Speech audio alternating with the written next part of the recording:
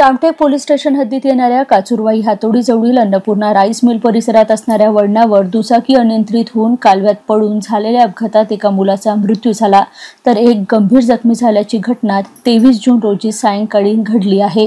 प्राप्त माहितीनुसार रामटेक पोलीस ठाण्याच्या हद्दीत येणाऱ्या काचुरवाई हातोडी मार्गावर वळणावरून दुचाकी अनियंत्रित झाल्याने थेट मोठ्या कालव्यात पडल्याने दुचाकी चालक मृत्यू झाला तर मागे बसलेला एक मुलगा गंभीर जखमी झाल्याची घटना घडली।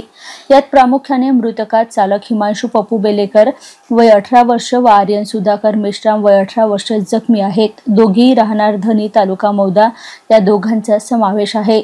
दोघेही रामटेकवरून काचुरवाई मार्गाने आपल्या मूळ गावी धनी येथे जात असताना हातोडी परिसरात येताच वळणावर वाहनावरून नियंत्रण सुटल्याने त्यांची दुचाकी क्रमांक MH40 S0224 ही थेट मोठ्या कालव्यात कोसळली। यात चालकाचा आणि मागे बसलेल्या मुलाला गंभीर दुखापत झाली।